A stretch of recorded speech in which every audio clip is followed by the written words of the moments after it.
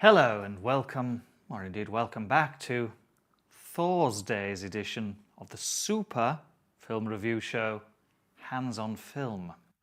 It's Friday. I would introduce myself, but need to keep my identity a secret.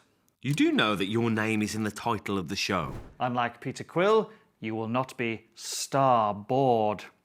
What? So, let's keep the party low-key and get to the punch line. Okay, are these feeble attempts at puns because we're reviewing a superhero film? What kind of guy do you think I am? Did you buy a book of puns? No. It was on a website. That's perfect. Oh, can we just get on with it? On today's episode, we will be peeking under the mask of the superhero sequel, Shazam, Fury of the Gods.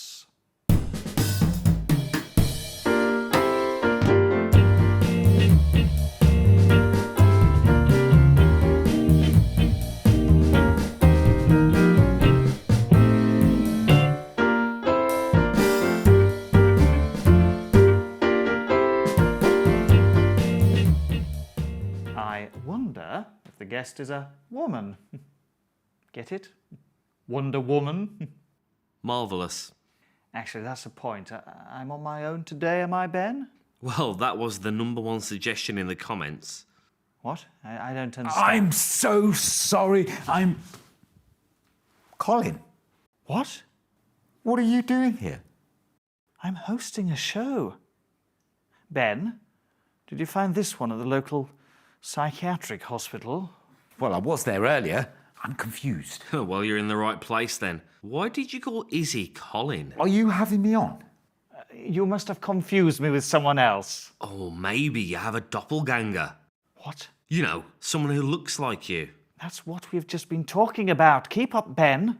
Okay, fine. Could you introduce yourself, please? Sure. I'm Dave. Sorry, I thought your name was Teresh. It is. Tarash Devraj. My friends call me Dave Why? because it's my name. I don't understand. Because his last name is Devraj. Oh, yes. And you don't mind? No, started at school. I like it. Makes me sound like a plumber. Are you a plumber? No, I'm in social health care. I'm sorry, you are an absolute dead ringer for Colin. Can we just get on, please? Is Colin a complete arse as well? No, he's a really nice guy. Oh, so nothing like Israel. Very droll. So, synopsis. I'll keep it brief. I call bullshit. Helen Mirren and Lucy Liu are daughters of, a tight ass. You mean a titan? What's the difference? It was Atlas. No, it wasn't. It was.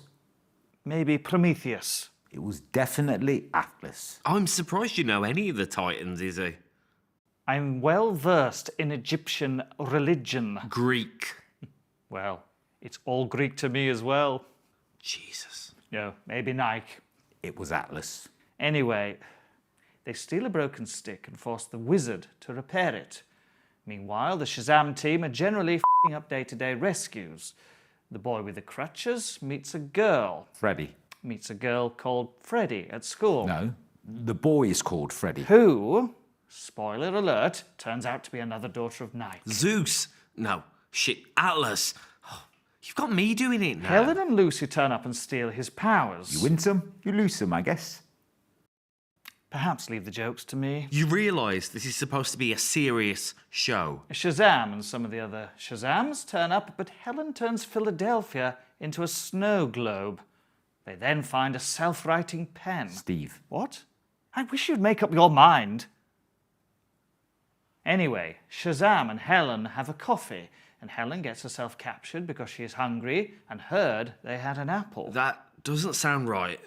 It kind of is, except she doesn't want to eat the apple. To speed things up, which I wouldn't have to do if you two would stop interrupting. They plant the apple, which turns into a tree. Loads of CGI beasts arrive. The other Shazams end up losing their powers. There is a fight. Some shocking product placement for Skittles. Some unicorns turn up, kill the beasts. The wizard does some shit. Shazam sacrifices himself for some reason that I once knew. but have now forgotten, the snow globe disappears and Wonder Woman turns up and resurrects Billy. Because apparently that is something she can do now. Now, there was a subplot about Billy being thrown out of the house because he got too old or something. And there was a post-credit scene, but I didn't watch that. Thank you, Israel, for your, as usual, easy to follow and informative summary. You are quite welcome. So, opinions. Well, after seeing it, I'd like to visit Philadelphia. It looks very clean. Right, anything about the actual film? Well, It was very safe. yes, that's right. Okay, can we expand a little? Well, it does nothing wrong as such, but that is perhaps because it does very little at all. I think that is fair. They obviously wanted to create something non-offensive after all the recent flops. Oh, so how well did it do at the box office? It flopped. Flop. That's what I said.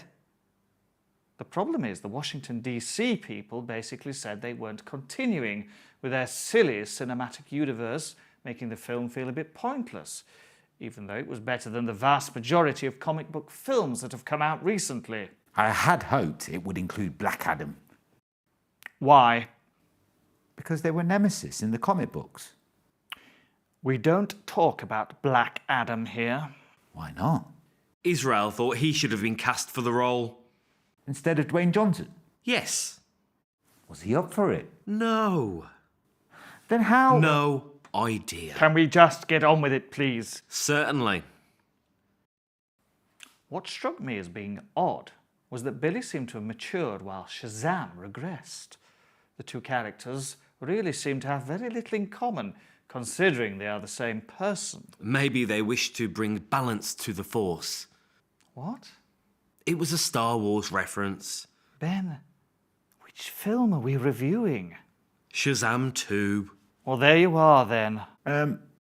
Are we going to mention the shockingly inappropriate relationship between the young boy and the 3,000-year-old woman? What? Yes, it was kind of mentioned as a bit of a joke and then brushed under the parquet. Wow.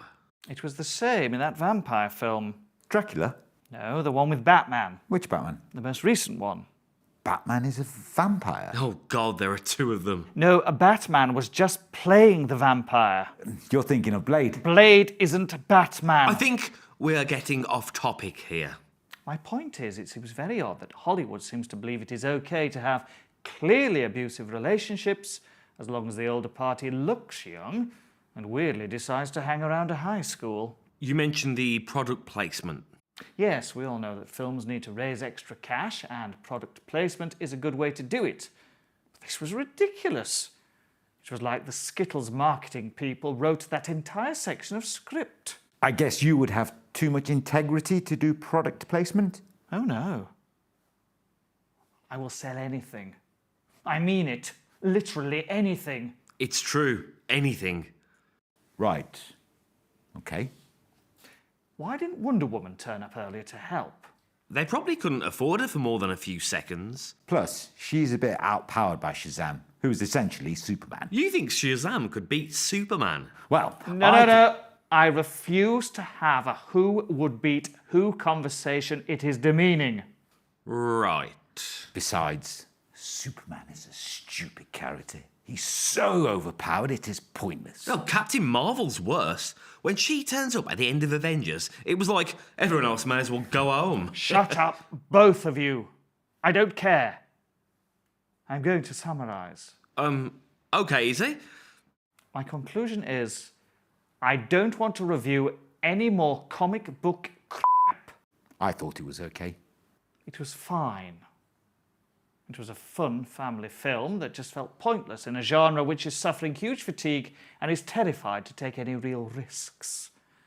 Thank you for tuning in to Hands on Film. I hope that you have learned something, and if not, try listening harder next time. Goodbye. And we're clear. Thanks, Colin. That was fun. I am not Colin, oh, for Neptune's sake.